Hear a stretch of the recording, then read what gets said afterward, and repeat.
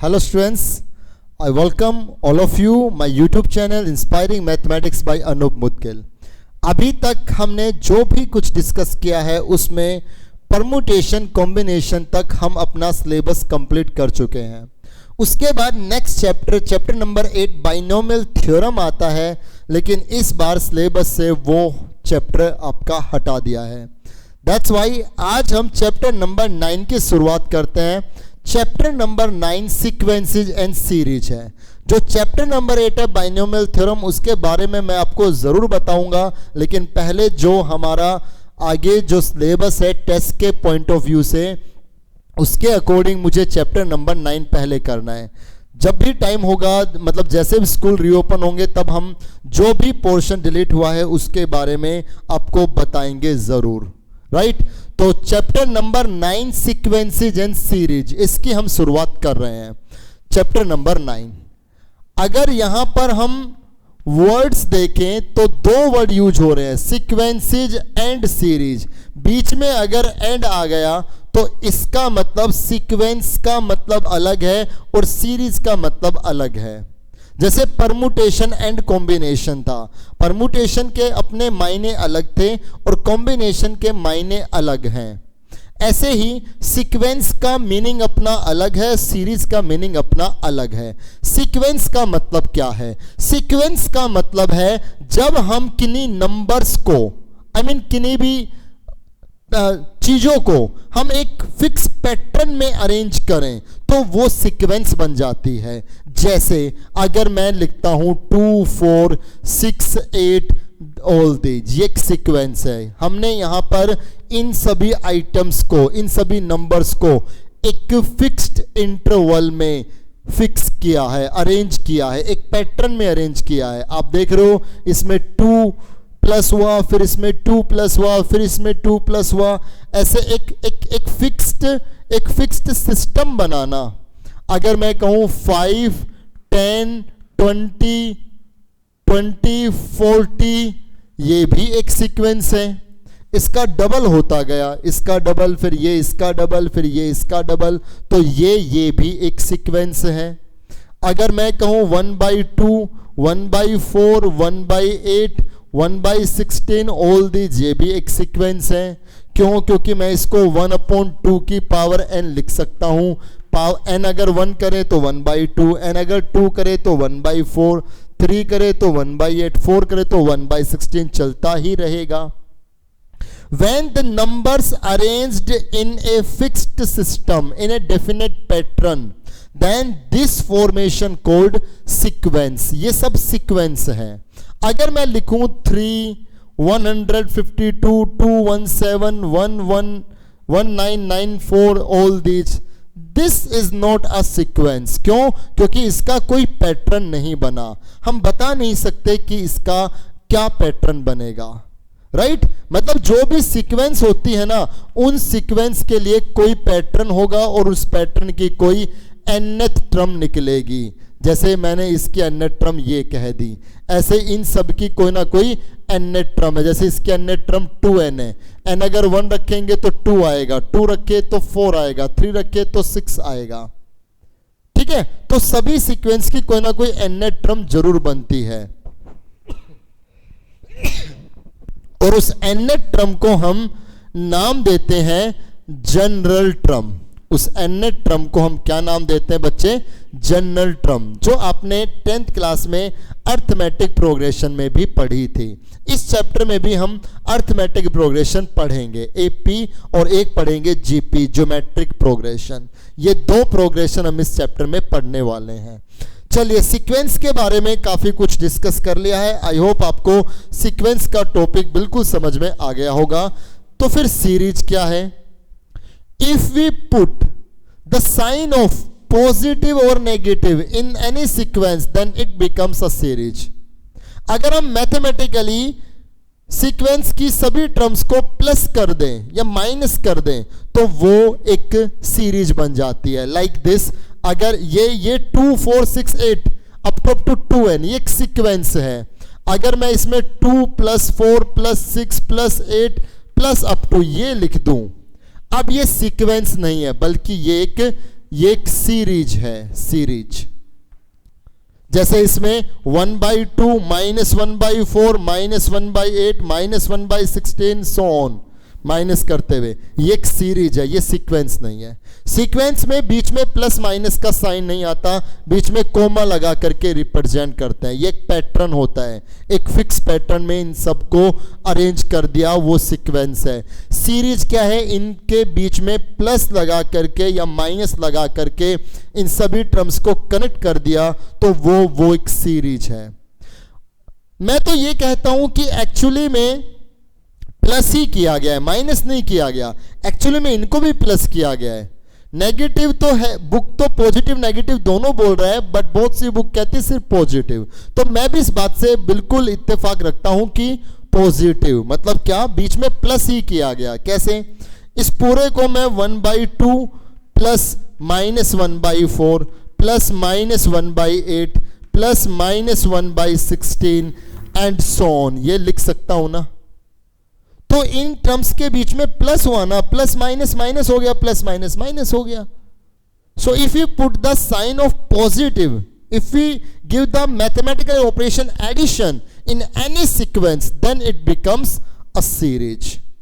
आई hope आपको अब sequences और सीरीज का डिफरेंस क्लियर हो गया होगा, राइट?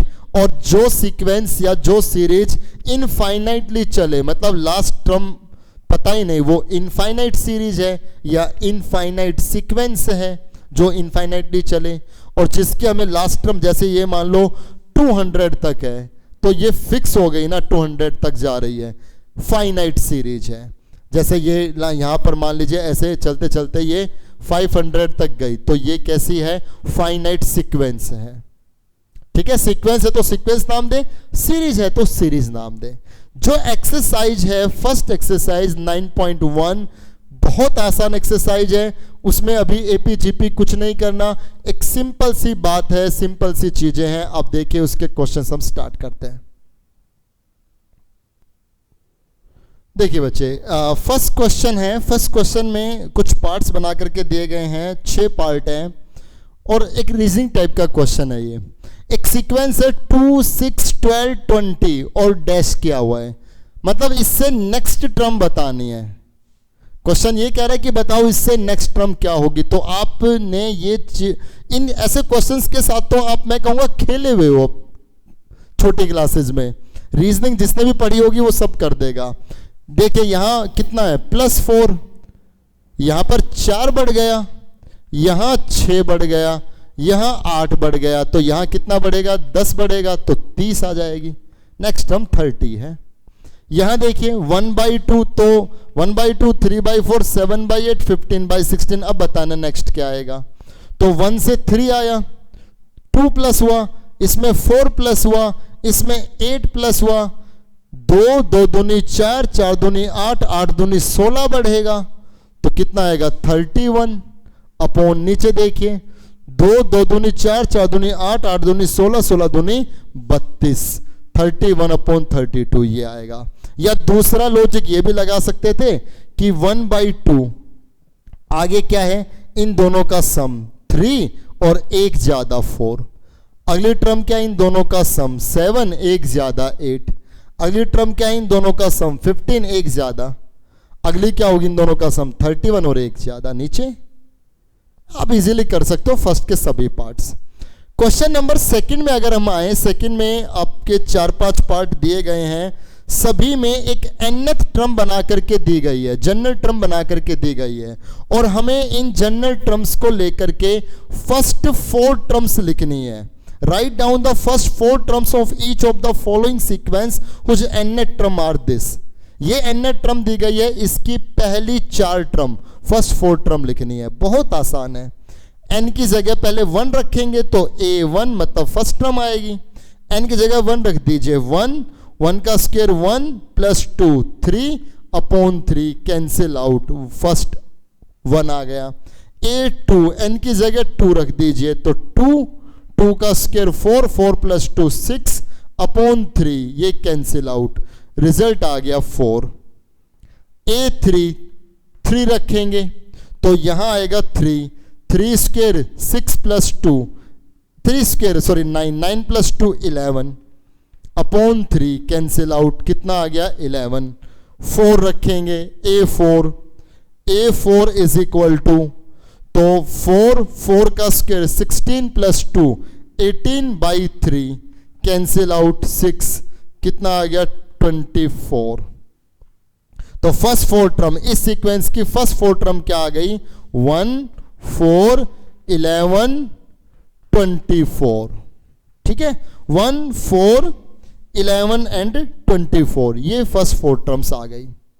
अगर मैं बात करूं इसके 7th पार्ट पे, an ये दिया गया इस बार, मतलब जनरल टर्म को क्लासिफाई किया हुआ है। an n स्क्वायर माइनस 1 के इक्वल है, कब, इफ n इज ओड, जब n ओड है, और यही टर्म ये है कब, जब n क्या है इवन है। और सेम वही क्वेश्चन, इसकी पहली 4 टर्म हमें बतानी है। तो a1 पहली टर्म निकालते हैं, n की जगह 1 आ गया, 1 कैसा है ओड है तो इसमें रखेंगे, 1 का स्क्वायर 1 माइनस 1 0 आ गया। a2 n की जगह 2 रखेंगे, 2 कैसा है इवन, 2 इवन है तो इसमें रख दो, तो 2 का स्क्वायर 4 प्लस 1 अपॉन 2, रिजल्ट आ गया 5/2। a3 n की जगह 3 रखेंगे, 3 कैसा है 3 है ओड इसमें रखेंगे, तो 3 का स्क्वायर माइनस 1 मतलब 9 माइनस 1 मतलब 8। इसके बाद a4 n की जगह 4 रखेंगे, 4 कैसा है इवन, यहां रखिए 4 का स्क्वायर 16 प्लस 1 अपॉन 2, रिजल्ट आ गया 17/2। ये इसकी पहली 4 टर्म आ गई, 0 5/2 8 17/2, ये इस सीक्वेंस की पहली 4 टर्म आ गई। मैं फिर बता रहा हूं, हर सीक्वेंस का अपना कोई ना कोई पैटर्न होता है, ये पैटर्न n टर्म में दिया हुआ है जनरल टर्म में, इससे वो सीक्वेंस बतानी है। पहली 4 टर्म लिख करके सीक्वेंस हमें बतानी थी, जो हमने कर दी है। चलिए आगे चलते हैं, क्वेश्चन नंबर 3rd और 4th में आते हैं। क्वेश्चन नंबर 3rd देखिए, बहुत आसान से क्वेश्चन है। an दिया हुआ है 2 की पावर n प्लस 1 अपॉन 3 की पावर n, फाइंड a3। तो इसका मतलब अब जो मेंशन है वही निकालना है, a3 आप निकाल दीजिए, 3rd टर्म n की जगह 3 रख दें, 2 की पावर 3 प्लस 1 अपॉन 3 की पावर 3, 2 की पावर 3 8 प्लस 1 9 अपॉन 3 की पावर 3 27, कैंसिल आउट, रिजल्ट आ गया 1/3। तो ये हमने क्वेश्चन नंबर 3rd का 3rd पार्ट किया, जिसमें हमें इसकी 3rd टर्म निकालनी थी। a3 हम फाइंड आउट कर चुके हैं। आगे चलते हैं क्वेश्चन नंबर 4 में। क्वेश्चन नंबर 4 आप इजीली कर सकते हो, n टर्म दी गई है n-1 n-2, बताना है कि पहली 2 टर्म 0 होगी, तो n की जगह 1 रख करके देखो 0 आएगा। सेकंड टर्म निकालो, n की जगह 2 रख करके देखो, वो भी 0 आएगा। फिर कह रहा है 5th टर्म a5 भी निकाल दीजिए, तो आप इजीली a5 भी निकाल सकते हैं। क्वेश्चन नंबर 5th में आते हैं। क्वेश्चन नंबर 5th में नेक्स्ट 5 टर्म्स लिखनी है, अगली 5 टर्म्स लिखनी है। बहुत से पार्ट दिए गए हैं, एक 3rd पार्ट मैंने लिया इसमें। a1 इक्वल है 1 के, मतलब किसी सीक्वेंस की फर्स्ट टर्म 1 के इक्वल है, और उसकी n टर्म ये है, an is equal to an-1 plus 2, n की वैल्यू 2 या 2 से ग्रेटर लेकर के नेक्स्ट 5 टर्म्स लिखनी है। तो पहले n की जगह 2 रखेंगे, 2 रखने पर a2-1 1 प्लस 2। अब देखिए a1 कितना है 1 प्लस 2 कितना आ गया 3। अब हम n की जगह 3 रखेंगे, तो a3-1 2 plus 2 is equal to a2 कितना आया था 3 प्लस 2, ये आ गया 5। अब हम n की जगह 4 रखेंगे, तो a4-1 3 plus 2 is equal to a3 कितना है 5 प्लस 2, ये आ गया 7। अब हम रखेंगे n की जगह 5, तो 5-1 4 प्लस 2 a4 कितना आ गया 7 प्लस 2 9। ठीक है, a6 नेक्स्ट 5 टर्म a6 तक जाएगी ना, a1 तो गिवन था, a6 तक जाएगी, तो a5 प्लस 2, a5 कितना था 9 प्लस 2 11। तो नेक्स्ट 5 टर्म्स कितनी आ गई 3 5 7, 9, 11, ये इसकी नेक्स्ट 5 टर्म्स हमें मिल गई। ठीक है, इसी से बच्चों में एक चीज और बता रहा हूं आपको, वो आपके पीछे एग्जाम्पल में मिलेगी और एनसीईआरटी में भी है। एक होती है फिबोनाची सीक्वेंस। तो कहीं अगर आपको ये वर्ड मिल जाए कि फिबोनाची सीक्वेंस, तो मैं बताता हूं आपको फिबोनाची सीक्वेंस क्या होती है। फिबोनाची एक मैथमेटिशियन के नाम से है फिबोनाची सीक्वेंस। फिबोनाची सीक्वेंस वो सीक्वेंस होती है जिसकी पहली 2 टर्म तो सेम है और आगे की जो टर्म्स है वो पीछे की 2 टर्म के सम के इक्वल आए। मतलब जैसे पहली 2 टर्म हो गई 1, 1, अगली जो टर्म है वो इन दोनों का सम 2 आएगी, अगली जो टर्म है इन दोनों का सम 3, अगली टर्म इन दोनों का सम 5, 8, 13। ये फिबोनाची सीक्वेंस है। ठीक है, जैसे मान लो पहली 2 टर्म 2, 2 है, 2, 2, तो नेक्स्ट आएगी 4, 6, 4, इनका सम 6, इनका सम 10, इनका सम 16। इस टाइप की सीक्वेंस को फिबोनाची सीक्वेंस बोलते हैं। फिबोनाची सीक्वेंस में अगर मैं इसको जनरली लिखना चाहूं तो पक्की बात ये होती है कि A1 और A2 दोनों इक्वल होते हैं। पक्की बात है, फर्स्ट 2 टर्म्स इक्वल होते हैं और जो nth टर्म है वो पीछे की 2 टर्म के सम के इक्वल होता है। ये फिबोनाची सीक्वेंस की कहानी है। और जो n है वो ग्रेटर देन 2 रहेगा, 2 से ज्यादा, क्योंकि पहली 2 टर्म तो फिक्स हो गई है, n की वैल्यू 2 से ज्यादा होगा तो 3 रखेंगे।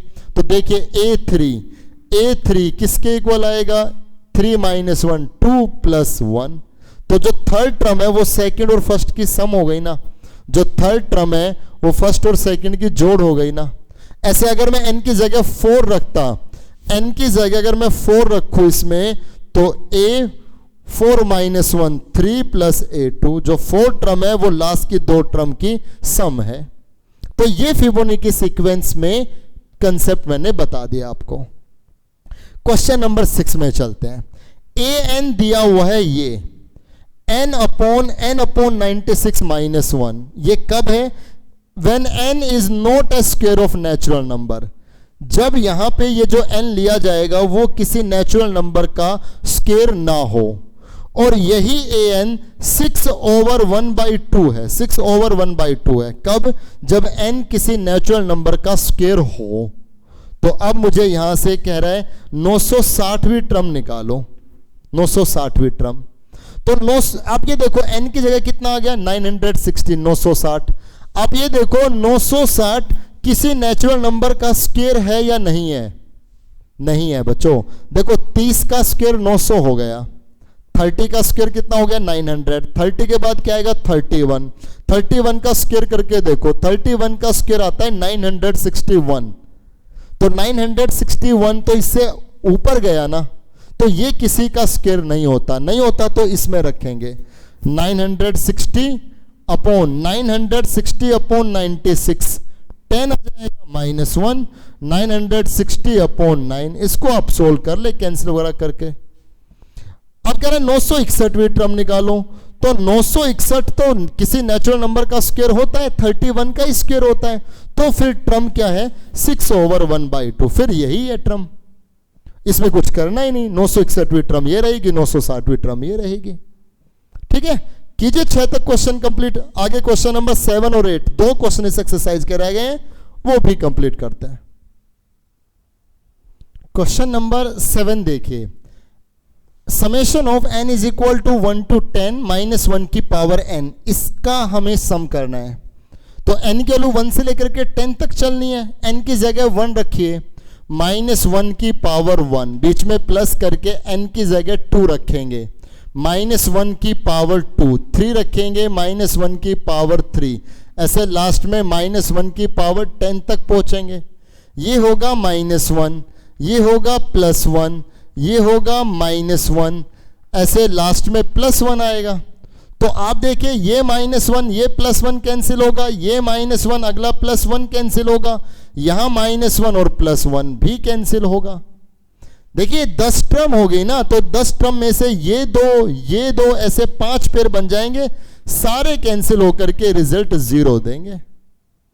अब ऐसा ही क्वेश्चन यहां पे 1 - 1 + 1 - 1 ऐसी 99 टर्म्स हैं, तो बताओ रिजल्ट क्या आएगा। ये दो पेयर ये कैंसिल हो गए ना, ऐसे दो दो पेयर करके 49 पेयर्स बन जाएंगे। 49 क्योंकि 49 × 2 98 टर्म्स कंप्लीट हो गई।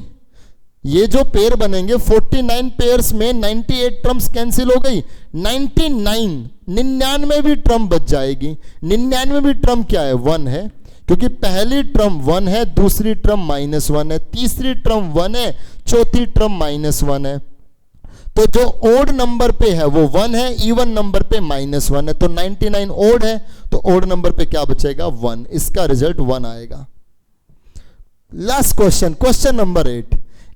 an दिया हुआ है, n ने टर्म दी गई है an² + bn + c, और यहां से कह रहा है कि जो a1 है वो 10 के इक्वल है, जो a2 है वो 19 के इक्वल है, और जो a3 है वो 32 के इक्वल है।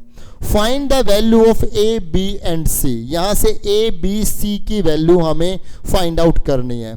तो क्या करें, a1 = 10 है, n की जगह 1 रख दें। इसमें कितना आएगा, a + b + c किसके इक्वल है, 10 के। ये पहली इक्वेशन आ गई।